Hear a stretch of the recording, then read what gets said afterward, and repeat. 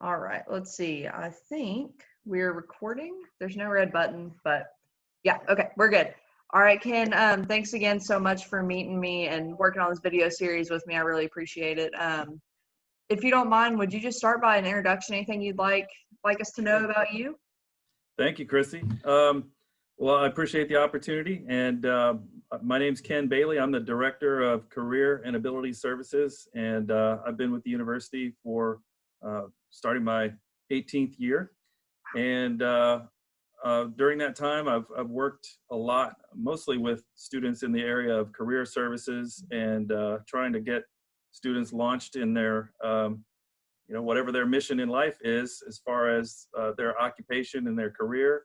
And so this topic is one that I think I've, definitely got a greater appreciation for over the years, particularly seeing people and knowing people long enough that, sometimes people are in love with their work and their careers. And sometimes they learn at varying points along the way that for whatever reason, this just isn't for them for the long haul. And I think that's important to recognize, and knowing that, occupational health is a real thing. Yeah, that's awesome. I didn't realize you've been here for 18 years. That's really cool. So I feel good about my reaching out to you for this. I think it's gonna be the best person I could have gotten. Awesome. So Ken, can you go ahead and just describe occupational wellness or well-being? I would describe it as the congruence of three major things. I think one is knowing what your personal strengths and weaknesses are, and being really comfortable with that and being able to articulate that. And I think that's something that's really challenging for young people, particularly when they're really working hard to try and impress people. Once you get past that and you're able to recognize what your strengths and weaknesses are and talk about them freely, I think the next big thing is to make sure that whatever you're doing as a career, you're doing it in accordance with your own personal values and beliefs. You need to be doing something that is fulfilling, and something that is that gives you purpose and a reason to get out of bed every day. I think that's super critical. And then last but not least, I think when all those things are present, you find that your personal productivity level is high, and that all those things working together make you, I think, the most productive person that you can be. And it sounds like a pretty simple recipe, but I think it's one that we all strive for on a daily basis. And there's a whole industry of self-help and things like that to try and get people to that place of peak productivity. Yeah, no, for sure. I know I used to never really consider occupational health part of my general health until I started working. I was like, yeah, my life would be a little different if I had a different role in society. So I definitely now there's really nothing that can wear a person down more than a job that they're not happy in. And that will whittle away at your physical health and your mental health over time. And sometimes when you see that happening, you really have to examine what is looks like my internet's satisfaction. And no, we're back. Okay, sweet, awesome, cool. So how would you describe someone who is occupationally well? What does that look like? I think that's a person who is able to get up in the morning and be happy about getting in the car and driving to work, and feeling like they are going to do something that's meaningful and is fulfilling. And I think that there's so many factors that come into play there, and certainly again, liking what you're doing and feeling like you're doing it with purpose. I think the people that you work with are also important. And I think the perfect picture of an ideal job is when you have a great team and you have a great mission and you have a great purpose in what you're doing. And when all those things kind of come together, And, I think that's a really perfect situation when you're operating at optimum occupational health. I think when something in that formula is off, you may enjoy what you're doing, but you may have problems within your work group. Those kind of things can definitely whittle away at your overall health, and can add to dissatisfaction in your work life. And the same is true if you find yourself doing a job that maybe isn't exactly what you thought it was, or perhaps the organization makes a change in direction that you're not happy with. Even though you might like the people that you work with, the overall mission of the organization might not be what you would expect. And I think they can have very sometimes subtle, sometimes very direct impacts on how you view yourself, and how you feel about the work that you're doing. Awesome. Yeah, there's a lot of wisdom in that for sure. So kind of going back to what you were saying about whenever things aren't ideal, you're a career services professional. So what do you do, when, if maybe you haven't been in this situation, but if you notice there's some things that need to be adjusted in your occupational wellness, what are some things that we can pursue maybe to achieve better occupational wellness? Well, I think where I see it most in my job is students who maybe come in as a freshman, and maybe later in their freshman year, or maybe their sophomore year, sometimes even later, they have worked and worked and worked at their major, and suddenly realized that maybe this isn't my thing. And one of the things that is always helpful is if you can catch that as early as possible, and really try to kind of seize that opportunity to explore what that person's strengths or advantages might be in their on their academic path. One thing I like to talk to students about is to, before you decide what your career is going to be, make sure whatever you're studying to get there is something that you can enjoy and be challenged by on a day-to-day basis, because nobody's going to become an accountant or an engineer or a doctor if they don't like certain lines of courses that it takes to be prerequisite to get where you're going. So you have to like the majority of the classes that you're in on a daily basis. And that's our first goal, is to figure out, what is going to be the best suited major, and then let's figure out what potential career path might be. And we do have career assessments that we use here in the Career Services Office that we steer students towards if they are struggling. Might be the Strong Interest Inventory, might be the Myers-Briggs. We've done the Strengths Quest with students before, and there's several tools that we can use to help the student identify, what they're good at, what motivates them, and what might get them excited in the classroom, and then see how that might translate into potential career options. Yeah, that's great. Yeah, I really appreciate you mentioning some of that stuff that we do. And so what would you, when, let's say we have a student, or we know like what we're passionate about, get excited in the classes, whenever we're looking for jobs, is there anything that kind of sticks out as this is an occupationally well place, or this might be an unwell workplace? Is there any kind of things to look forward to? Well, one of the things I've met with students on is, I have a senior that's interviewed for a job, and it's their first real job interview, and for whatever reason, they got a bad feeling about the interview. Maybe it was the person that was interviewing them. Maybe it was some of the people that they interacted with when they were at the interview site. And I think there's a lot of pressure once you've been called to an interview that if I get this job offer, man, I should probably take it.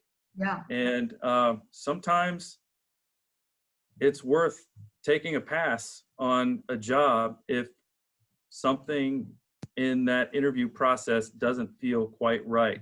Yeah. And when you haven't done a lot of interviewing and you don't have a lot of work experience, you feel a little extra pressure, I think, to, pursue an opportunity, even though it might not feel exactly right. And, a lot of things can contribute to that. Like I said, the personalities that you come into contact with on the interview, maybe the salary offer isn't, quite what you expected or what you might need to pay back your student loans. And, other opportunities will come along. Sometimes you have to be patient and say no to the bad ones if you feel something's not quite right. And I think a lot of times students who don't have a lot of work experience feel obligated that they have to take an opportunity if it's offered to them, even though it might not necessarily be something that feels good. Yeah. And I think you really have to weigh all that. There's a practicality in accepting an opportunity that doesn't feel good, and sometimes there's you might see the beginnings of a potential problem down the road if you feel like a bad connection. And I think that you have to weigh the practicality with your gut feeling, and sometimes it's really good to go with your gut when you get a real bad vibe about a potential opportunity. Yeah. It may not be an opportunity after all. Yeah, I remember when I was in grad school, I was interviewing for personal training positions at various gyms, and I'd interviewed at a particular big box gym and was waiting, had a few, and I just it was a really bad interview experience where they kind of, the interviewer was 45 minutes late, didn't apologize, and kind of said some insulting things about my educational background. And, the next day offered me the job. And I just remember kind of being in this, I really need a job, but I just don't like this culture. And thankfully, it worked out, but that's a tough position, saying no to a job offer, because you're just thinking. It really is. And you can never really know if it's for the best, but if you have a bad feeling in your gut, sometimes it's really good to trust that. I think one of the things that I've seen with some of our graduates is, they've been really excited about an opportunity, but the salary hasn't been quite what they'd hoped for. And, even if it's severely below what they think is the market value for their hiring, it's sometimes worth it to take a pass and, keep looking for the opportunity that does feel right. And, kind of letting that low-hanging fruit pass. Yeah, for sure. That's tough to do. Mm-hmm.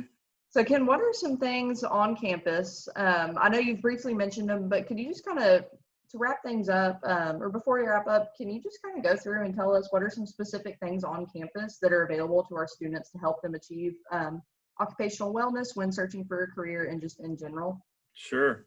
So really like seeing students on the early side, freshmen and sophomores who are exploring opportunities. Maybe they're not sure what they want to do with their major, how they can get opportunities to set themselves apart. We really like to work with students, kind of doing individual coaching sessions, if you will.